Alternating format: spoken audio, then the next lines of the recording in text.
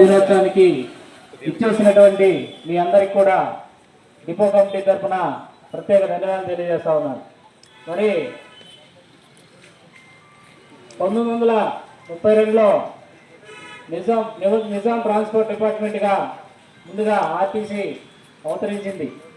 తర్వాత 1952 జూలై 11వ తేదీన మన యూనియన్ రిజిస్టర్ చేయించుకొని అప్పటి నుంచి మన యూనియన్ కార్మికులకి సేవలు అందిస్తూ ఉంది. ముఖ్యంగా మన యూనియన్ 9 గంటలని 8 గంటలు చేయించింది. తర్వాత వీక్లీ ఆఫ్ 21 రోజులకు ఉండేది గతంలో. దాన్ని 6 రోజుల తర్వాత వీక్లీ ఆఫ్ వాడుకున్నట్లుగా మన యూనియనే ఎన్నో కార్మికులకు ఎన్నో సేవలు. తర్వాత ఫిక్స్మెంట్ విధానాన్ని తీసుకొచ్చింది కూడా మన యూనియనే. తర్వాత ఈ 21 రోజులు సమ్మె చేసి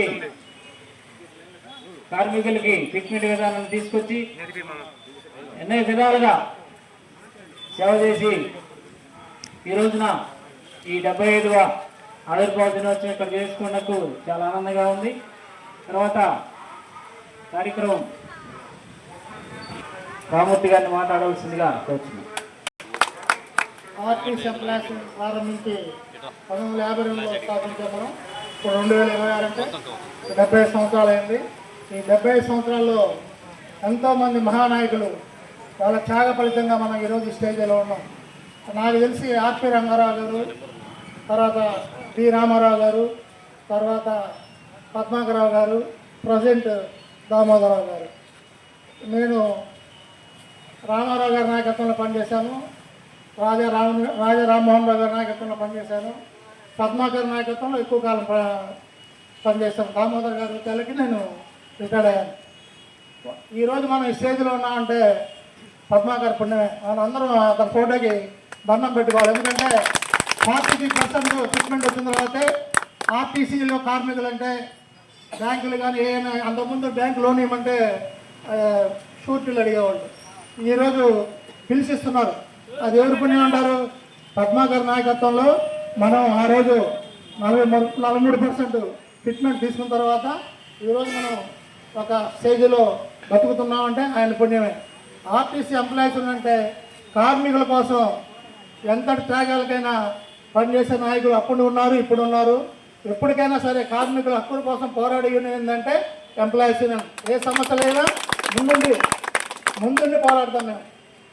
మేము ఉన్నప్పుడు కూడా వాళ్ళ మీద డిపో మీద కంప్లైంట్లు ఇచ్చారు. ఆర్ఎంకి కానీ ఈడీలు కానీ.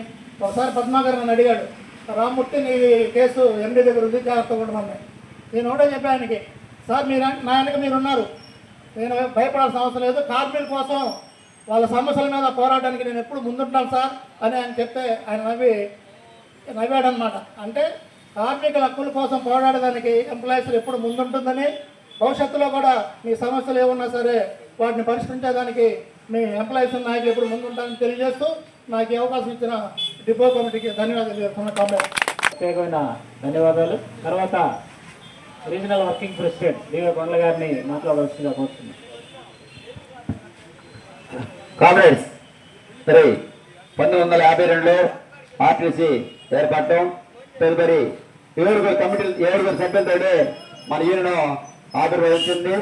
ఆ రోజు నుంచి నేటి వరకు దినదినాన అభివృద్ధి చెందుతూ ఎన్నో కార్మికుల కోసం ఎన్నో ఉద్యమాలు పోరాటాలు చేసి కార్మికుల కుటుంబాల్లో వెలుగులు నింపిన దానికి ఎలాంటి సందేహం లేదు. ఇవాళ ఆర్టీసీ బతుకున్నదంటే దానికి ప్రధాన ముఖ్య కారణం ఎంప్లాయీస్ మాత్రమే. ఎలా అనగా ఎంతో మందిని ఎన్నో విధంగా ఎక్కిపోవడం చేసి వారికి లెటర్లు పెట్టి గౌరవనీయులు పెద్దలు మన పద్మహరి గారు అన్న చెప్పినట్టు పద్మహరి గారు ఈ డిపార్ట్మెంట్ ని ఈ ఆఫీస్ నిలబెట్టడానికి ఆయన కృషి ఎంతో ప్రశంసనీయం. అదేవిధంగా మరి మన ఈరోజు తలెత్తుకొని తిరుగుతున్నామంటే మన పార్టీ 3% ఇవ్వడానికి కూడా మెయిన్ ప్రధాన కారణం కామ్రేడ్ పద్మాకర్ గారు.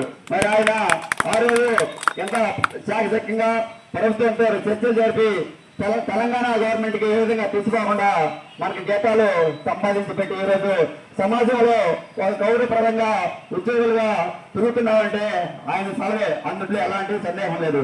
మరి చెప్పుకుంటే నిన్న నేనైతే 1998 కందుకూరు చేరాను. ఆ రోజు నుంచి 2001లో 2001లో 20 సమ్మె చేసింది. ఆ సమ్మెలో ఎంప్లాయీస్ పోరాటం చెప్పనండి, అందరూ కలుసుకొని పోయి 20 రోజులు సమ్మె చేశామంటే ఆ సమ్మె ఒక చారిత్రాత్మకం నిలిచిపోయిన దాంట్లో ఎలాంటి సందేహం లేదు. మరి అప్పటి నుంచి ఇప్పటిదాకా కారుణ్య నియామకాలు కానీ సెటిల్మెంట్లు కానీ 43 సెటిల్మెంట్, 25 సెటిల్మెంట్, ఎన్నో కార్మికుల కుటుంబాల్లో ఎన్నో సాధించి పెట్టి ఈరోజు కార్మికుల పక్షం నిలబడే మన ఈయన మాత్రమే. మరి 9 సంవత్సరాలుగా రెగ్యులర్ లేదు. ఆ తర్వాత పద్మాకర్ గారు ఎంత పోరాడి అందరినీ రెగ్యులర్ చేయించారు. తర్వాత కారుణ్య ఎన్నికలు ఆగిపోయి కారుణ్య ఎన్నికల కోసం మనందరం ధర్నాలు చేసాం, మీకు గుర్తే ఉండదు. ఈ రోజు యువత ఎక్కువ ఉద్యోగాలు చేస్తారంటే దానికి ప్రధాన కారణం మహిళలు మాత్రమే. అటు అనేక పోరాటాలు ఇవాళ మరో చారిత్రాత్మక పోరాటానికి సిద్ధమయ్యాం. మరి మన ఇవాళ ఒక ఎలక్ట్రికల్ బస్సుల కూటంలో మనకి ఒక పిడుగు వచ్చి మరి ఆ పిడుగులు అధిగమించాలంటే అనేక పోరాటాలు చేసిన అవసరం ఎంతైనా ఉంది. మరి చూసాం, ఎర్రదాటి నిరసన చేశాము, 2 ధర్నాలు చేశాం. కాబట్టి తదుపరి కార్యాచరణ రాష్ట్ర కమిటీ కూర్చొని నిర్ణయిస్తారు. మరి మనందరం కూడా సంసిద్ధంగా ఉండి మన హక్కుల కోసం పోరాటం చేయాలని మరి వారికి విజ్ఞప్తి చేస్తున్నాను.